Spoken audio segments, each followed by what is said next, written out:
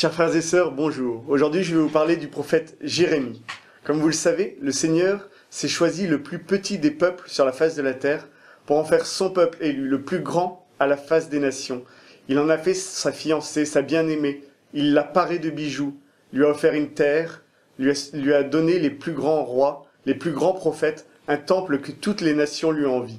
Et pourtant, malgré tout cet amour, toute cette attention, la fiancée va se détourner de son Dieu. Elle va se compromettre avec des idoles.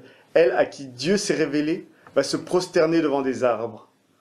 Et, comme elle ne met plus sa confiance dans le Seigneur, elle va se faire des alliances avec les nations alentours, s'assujettir à d'autres rois.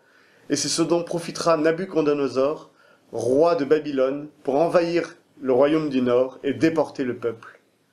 Le Seigneur, lui, voit la situation dans laquelle le peuple se met. Et il aime ce peuple.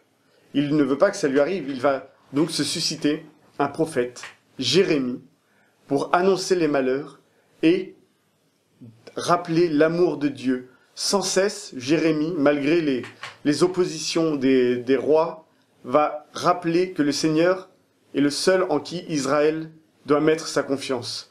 Le seul qui l'a aimé depuis le début et qui l'a conduit jusqu'à sa grandeur.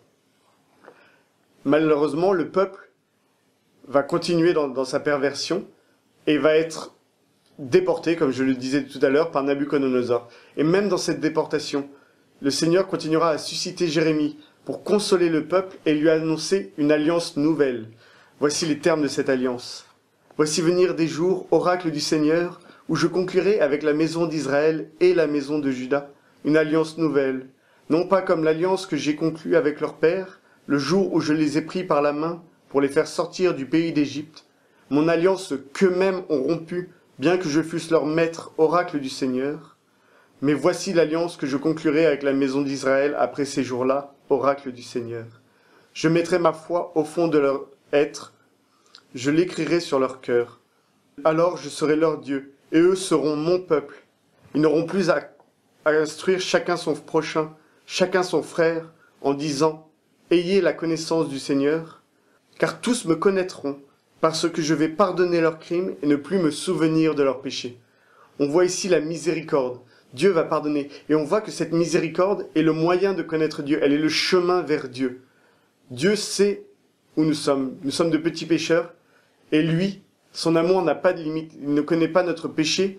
Lui, ce qu'il veut, c'est que nous revenions à lui dans l'amour. Et il ne dira pas autre chose à Sainte Faustine quand il lui dira « Oh, si les pécheurs connaissaient ma miséricorde, ils n'en paieraient pas un si grand nombre. Dis aux âmes des pécheurs qu'elles ne craignent pas de s'approcher de moi. Parle-leur de ma grande miséricorde. » Ainsi donc, à travers les siècles, le Seigneur n'a de cesse de venir nous chercher où que nous soyons. Nous qui sommes encore aujourd'hui en exil, loin de lui, nous qui avons cessé la pratique, nous qui avons préféré ce monde à son amour, lui vient sans cesse nous chercher. Et aujourd'hui, il vous suscite chacun de vous, comme des Jérémie, comme des Sainte Faustine, pour aller annoncer la miséricorde. Je vous demande aujourd'hui de ne pas passer la journée sans avoir dit à quelqu'un, un proche qui n'aime plus Dieu, un collègue, pourquoi pas la caissière, d'être allé dire à cette personne « Jésus t'aime ». Où que tu en sois dans ta vie, Jésus est avec toi et il veut que tu reviennes à lui. Chers frères et sœurs, je vous souhaite une bonne journée, que Dieu vous garde dans la joie de sa miséricorde.